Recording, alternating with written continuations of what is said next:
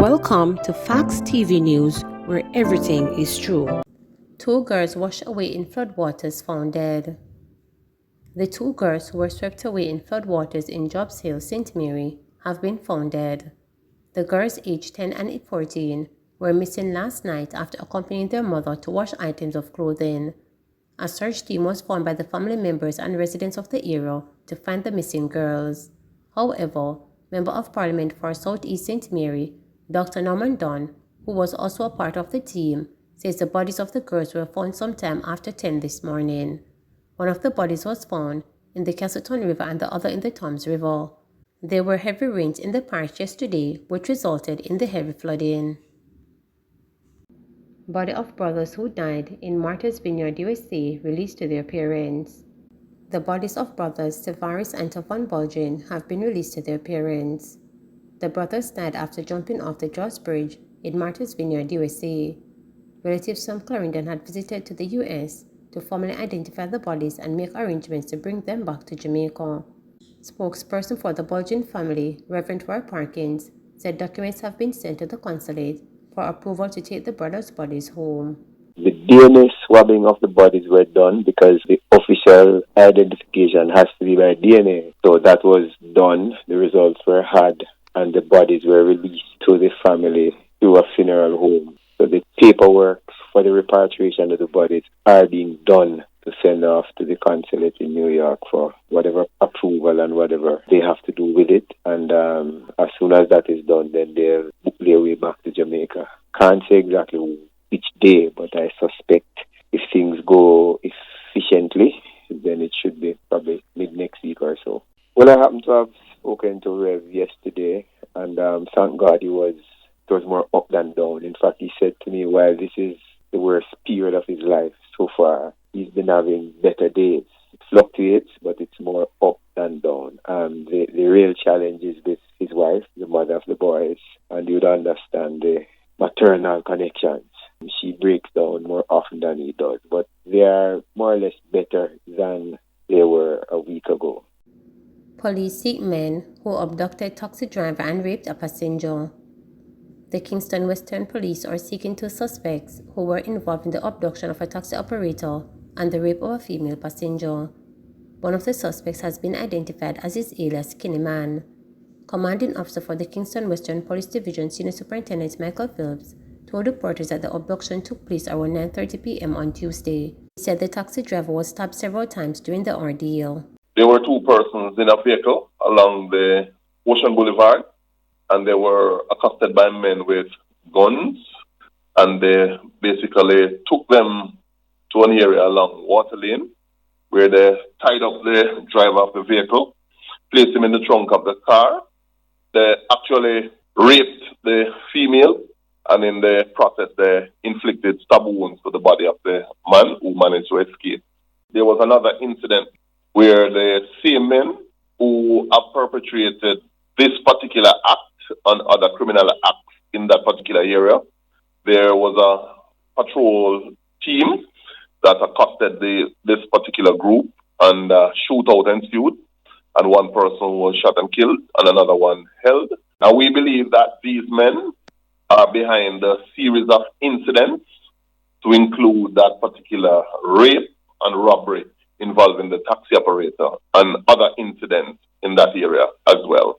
So we are doing some investigation to confirm the level of involvement of those two persons, both the deceased and the other one who was captured. Yandy Phillips ties the knot. Yandy Phillips, the 2010 Miss Universe runner-up, has tied the knot with businessman Omar McFarlane. The media personality and content creator reportedly got married in Florida earlier this month. The couple is said to be honeymooning in St. Lucia.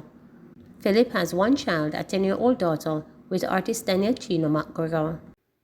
I am safe, St. Andrew's businesswoman denies she's missing. 27-year-old St. Andrew businesswoman Tanika Williams says she is not missing but attending conferences overseas. Williams, who is blind, has declined to give the name of the location. The Jamaica Constabulary Force reported on Friday morning that she was missing. It said she was last seen at home on Park Drive in Norbrook on Thursday afternoon. but Williams said she is away on business. She has not contacted the police. I spoke to my parents last night to say that I am safe, I am sound, and I'm attending conferences. I had to do this for the benefit of my interests and my company, she told reporters. I asked that my decision be respected, and when I'm ready to speak out, I will speak, she added. Williams is the owner of Creative Minds Business Services, which caters to audio production and broadcasting needs. Another St. Catherine woman killed in domestic dispute. A 34-year-old woman was stabbed to death allegedly by the father of her only child in Berkshire District, St. Catherine, on Friday morning. The man is in police custody. Dead is Leslie Ann Nikisha DaCosta. She shared an 11-year-old son with the man. It is reported that about 2 a.m., the man attacked the woman and stabbed her repeatedly in the face and upper body. The man subsequently turned himself into the Linstead police and is being held on suspicion of murder. It is a second killing linked to domestic dispute in St. Catherine in 4 days. Alisa Patience was allegedly stabbed to death by her boyfriend in the rural community of Duffer in Louisville on August 22nd. The 35-year-old attacker turned himself into the police in the company of his supervisor a few hours later. 2 children were left motherless. St. Mary farmer stabbed to death. A 36-year-old St. Mary farmer was stabbed to death during an alleged dispute with another man on Thursday. The police say a suspect has been arrested. The deceased, who was also a shopkeeper, has been identified as Ora Ziggy Murphy from Frontabel, Arakabeso. The police say about 1:30 p.m., Murphy was in his community when an argument developed between him and another man. Murphy was stabbed. The police were summoned and Murphy was taken to hospital where he was pronounced dead. A police statement did not provide any details on what may have triggered the dispute. Flooding in Lucey again. The town of Lucey in Hanover was flooded for more than an hour Thursday, leaving motorists and pedestrians stranded. The water stretched from the problematic Lucey West River, Riley River, to the Texaco gas station in the town. It is not clear if bamboo washed down along the Harvey River in the course of the flooding. Last Tuesday, bamboo blocked the entrance of the Lucey West Bridge, which resulted in flooding of the town. A day later, State Minister in the Office of the Prime Minister, Homer Davis, announced that the government has authorized $3 million to undertake emergency work aimed at addressing the issue. The work, which started last year, is being carried out by the Hanover Municipal Corporation in collaboration with the National Works Agency. The scope of water includes the cleaning of drains, removal of bamboo at the Riley River and the Lucey East River Q Bridge, along with the removal of bamboo from other rivers. The initiative will see the use of heavy equipment, dump trucks, and manual labor. Thursday afternoon's flooding resulted in entrepreneurially minded individuals charging between $500 and $700 to ferry pedestrians across the water using fishing boats. Among those stranded were 2 visitors from Vancouver, Canada, who appeared to be enjoying themselves in the muddy water. Motorist George McKellar told reporters that he was stranded for 45 minutes. "For me car jam in the water too, so me know that me will have to go a mechanic," he said.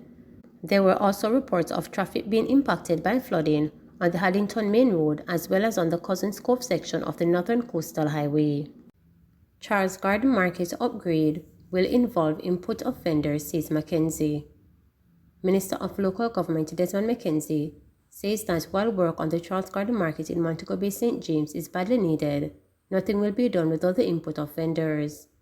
Mackenzie, who toured the facility on Thursday, where he met with vendors, said he is also cognizant that the market is underutilized and that its poor state can be attributed to vendors wanting to sell on the streets. "We had a meeting with the vendors, the police, the National Solid Waste Management Authority, vendors and representatives from the local municipality," Mackenzie stated. The market is being underutilized in terms of the space occupied by vendors, and the maintenance in certain areas of the market has been lacking. There is no denying that there are problems at this facility. I came here a little over a year ago. We were provided some funds to carry out some work on the gun court side of the market, he added. The local government noted that all the estimates for the repairs to the market have been completed and that he would be spending the day with vendors and representatives from the St. James municipality to discuss the way forward. He said that as it relates to the cleaning up exercise currently taking place in Montego Bay, where street vending is considered a major source of the problem, a temporary location will be identified to host the vendors while Charles Garden Market is being repaired. It will be done on a phase-by-phase basis where the vendors have a major role to play. They have admitted that there are things that they can do better and that they are willing to work with us to get the market in a wonderful condition, he said. Mackenzie pointed out that in the first phase, the repairs will focus on the main market, the demolition and rebuilding of stores, and an extensive public sanitization facility.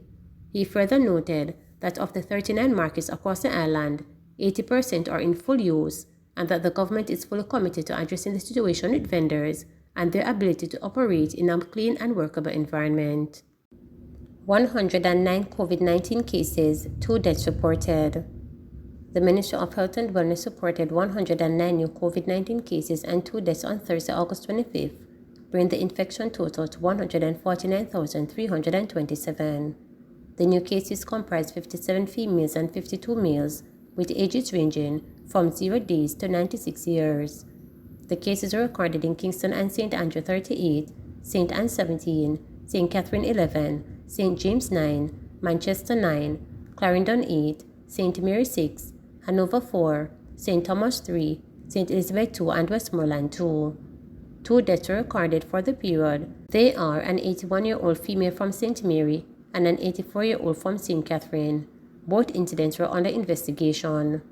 There were 61 recoveries in the last 24 hours, bringing the total to 96,159. Currently, 111 people are hospitalized, 24 of whom are moderately ill, 5 are severely ill, and 4 are in critical condition. Jamaica's positivity rate for the latest round of testing is 22.8%. Please remember to subscribe, like, share, and click the notification bell